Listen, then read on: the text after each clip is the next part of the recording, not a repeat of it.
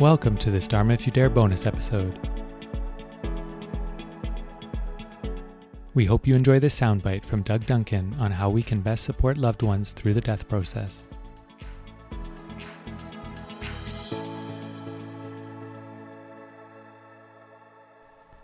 Yeah, I mean, the number one rule for being around dying people is be in a great state. You want to be happy, you want to be joyous, you want to be funny, you want to be light, you want to be teasing if they have that kind. You know, like a good waiter in France. We went to Austria and we had this waiter when I was a kid. We were traveling with Rinpoche on a boat.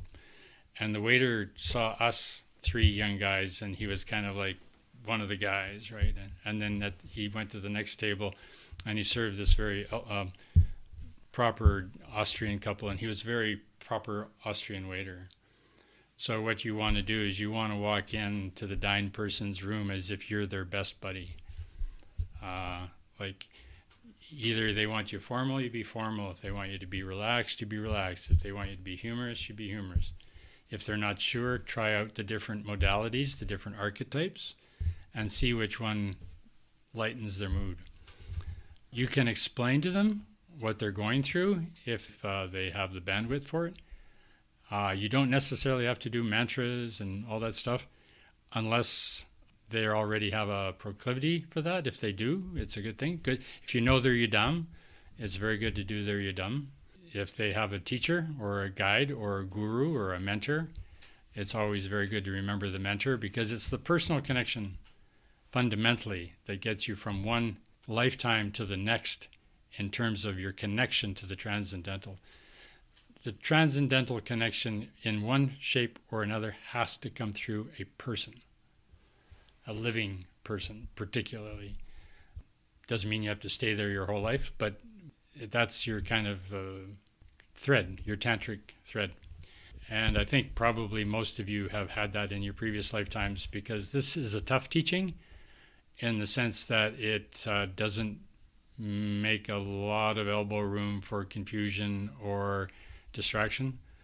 So if you've run into this teaching, you're probably pretty determined to get on with it. That also speaks to previous lifetimes. But if it's somebody who's just casual, somebody you don't know very well, a family member, whatever, then just try to be in a good, clear space and encourage them to let go. It's okay, it's safe, it's going to be fine, everything's going to be all right. Because the thought they go out with has great power in terms of the energy they come in with. So you want to have them go out positive, wholesome, loving, kind, as best you can help them to do that would be the most compassionate thing to do.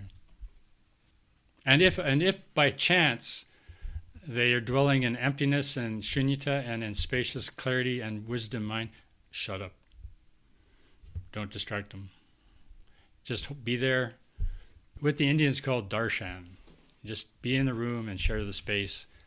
If they're in a good place, just walk them down to the end of the road and say, sayonara, baby.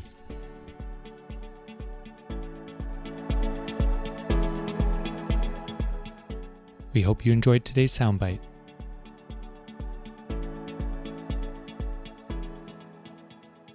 If you are finding the teachings of Planet Dharma resonate and are wondering how to explore them further, I recommend the free online course called Wake Up: 4 Paths to Spiritual Awakening.